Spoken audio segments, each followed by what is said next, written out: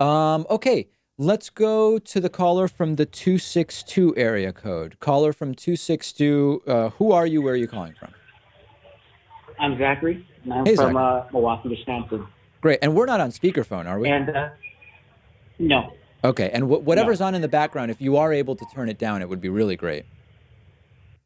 yeah, it's just better. Yeah. All right. Well, what's going on, Zachary? So a lot of my friends are right wingers, and I try and tell them that I support Bernie Sanders, and they always seem to think that I support communism. And I always play them videos, I play them clips of independent news, and they always say, "Oh, you would just watch CNN," and I never play them any CNN clips, nothing of the sort. I don't know what to do here because they always think that Bernie Sanders is a communist Well, I or would just something like that, ask and I them say to he's not. put them if they're making the assert. So, I would point out communism is state control of industry, right? I mean, Yeah, communism has a very, yeah. very, the state controls the means of production.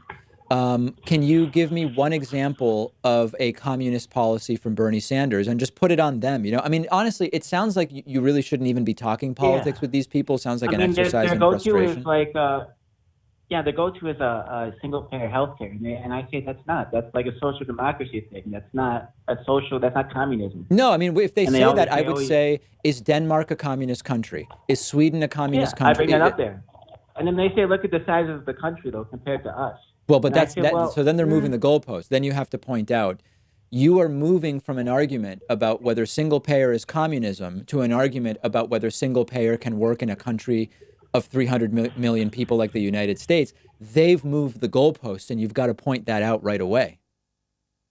yeah, yeah, thank you.